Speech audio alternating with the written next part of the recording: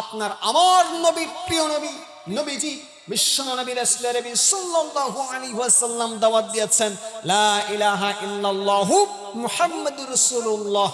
এই কালিমার দাওয়াত দিয়েছে আবু জেহেল, উতবা, শাইবা, ওলীদ ইবনে মুগিরা। তৎকালীন সময়ের কাফের মুশরিকরা বিশ্বনবীর উপরে জুলুম করেছে, নির্যাতন করেছে। জোরে বলেন ঠিক কিনা আমার ভাই? তার মানে বোঝা গেল যারা এই কালেমের দাওয়াত দেবে তাদের উপরে জুলুম হবে, নির্যাতন হবে, তাদের উপরে স্টিমরোলার, নির্যাতনের স্টিমরোলার চলবে। এবং যারা কালেমা গ্রহণ করবে তাদের উপরে জেল, জুলুম, নির্যাতনের স্টিমরোলার আছে না নাই? আমার ভাইরা লক্ষ্য করুন, নবীজি এই কালেমার দাওয়াত দিয়েছেন, নবীজির উপরে জুলুম হয়েছে, নির্যাতনের স্টিমরোলারে চলেছে। আমার ভাইয়েরা, যারা গ্রহণ করেছে কালেমার দাওয়াত, যারা গ্রহণ করে ঈমান এনেছে, তাদের উপরেও জুলুম আর নির্যাতনের স্টিমরোলার চলেছে। জোরে বলেন ঠিক কিনা আমার ভাইরা? ইতিহাস সাক্ষী, ইতিহাস লক্ষ্য করুন। এই কালেমার দাওয়াত যিনি দিয়েছেন তার উপরে জুলুম হয়েছে, নির্যাতন হয়েছে, তাকে পরীক্ষায় আল্লাহ সুবহানাহু ওয়া তাআলা ফেলেছেন। এবং যারা গ্রহণ করেছে তাদের উপরও জুলুম হয়েছে, নির্যাতন হয়েছে, তাদেরকে ঈমানের পরীক্ষা দিতে হয়েছে। ইতিহাস লক্ষ্য করুন আমার ভাইরা, ইতিহাস। ইয়াসারের পরিবারের দিকে লক্ষ্য করুন। ইয়াসারের পরিবার যখন ঈমান গ্রহণ করলো, কালেমা যখন গ্রহণ করেছে, সে আবু জেহেল, উতবা, শাইবা, ওলীদ ইবনে মুগিরা, তারা ইয়াসারের কলিজার টুকরা আম্মারকে ধরে ফেললেন। আম্মারকে ধরে তার উপরে জুলুম শুরু করলেন, নির্যাতন শুরু করলেন। এমন জুলুম আর নির্যাতন শুরু করেছে আমার ভাইয়েরা লক্ষ্য করুন। আম্মার রাদিয়াল্লাহু তাআলা আনহু, তিনি কালেমা পড়ার কারণে তার উপরে যে জুলুম আর নির্যাতন করা হলো, তিনি না মরে আহত হয়ে বেঁচে থাকলেন। তার বাবা ইয়াসার ডাক দিয়ে বলেন, আবু জেহেল, আমার কলিজার টুকরা আম্মার এমন কি ক্ষতি করেছে, এমন কি অন্যায় করেছে যে তাকে তোমরা এইভাবে মারতে মারতে একেবারে জখম করে ফেলছো?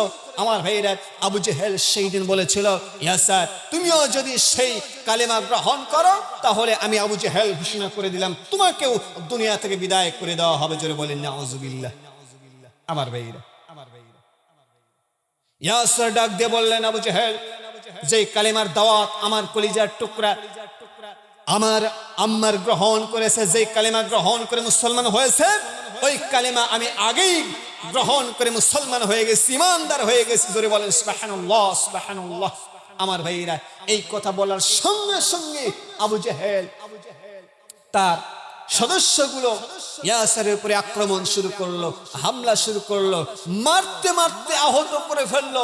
শেষ পর্যায়ে দুইটা ঘোড়া একত্রিত করে ইয়াসারের দুইটা পা দুইটা ঘোড়ার দুই পায়ের সঙ্গে বেঁধে দুই ঘোড়া দুই দিকে তাড়িয়ে দিল। মাঝখান থেকে ইয়াসার একেবারে দ্বিখণ্ডিত হয়ে গেল। আমার ভাইরা, কেন? কালেমা গ্রহণ করেছে। ইয়াসার শহীদ হয়ে গেলেন। এই দৃশ্যখানে দেখার পর তার স্ত্রী ডাক দিয়ে বলেন, আবু জেহেল, আমার স্বামী কি অন্যায় করেছে যে কারণে তুমি আমার স্বামীকে দুনিয়া থেকে বিদায় করে দিলে, আমার স্বামীকে শহীদ করে দিলে? আবু জেহেল সেই দিন বলেছিল, তুমিও যদি তোমার স্বামীর মতো কালেমা গ্রহণ করো তাহলে তোমাকেও জীবন দিতে হবে, তোমাকেও দুনিয়া থেকে বিদায় করে দেব। আমার ভাইরা সেই দিন বলেছিল, আবু জেহেল, ওই কালেমা আমি আগেই পড়ে মুসলমান হয়েছি। জোরে বলেন সুবহানাল্লাহ, সুবহানাল্লাহ। ওই আবু জেহেল সেই দিন সুমাইয়াকে মারতে মারতে এত জখম করে ফেলেছে, এত জুলুম তার উপরে করেছে, শেষ পর্যন্ত লোহার একটি বল্লম তার লজ্জায় স্থান দিয়ে ঢুকায় দিয়া কলিজা পর্যন্ত ছিদ্র করে দিয়া তাকে দুনিয়াতেই শহীদ করে দিয়েছে।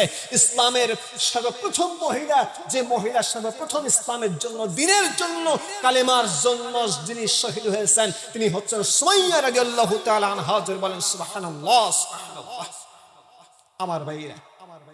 তাহলে বলুন, যে কালেমার দাওয়াত আল্লাহর নবী দিয়েছেন, আল্লাহর নবীরা নির্যাতনের শিকার হয়েছে, ওই একই কালেমা যারা গ্রহণ করেছে তাদের উপরে জুলুম করা হয়েছে, তাদেরকে দুনিয়ার থেকে বিদায় করে দেওয়া হয়েছে, শহীদ পর্যন্ত তাদেরকে করে দেওয়া হয়েছে। যদি বলেন ঠিক কিনা? ওই কালেমা যদি আপনি আমি ওই কালেমা গ্রহণ করি, ওই কালেমার উপরে যদি অটল থাকে, যদি অবিচল থাকে, তাহলে আপনার আমার উপরও সে নির্যাতন আসতেই পারে, আসতেই পারে। এটাই স্বাভাবিক। জোরে বলে ঠিক কিনা?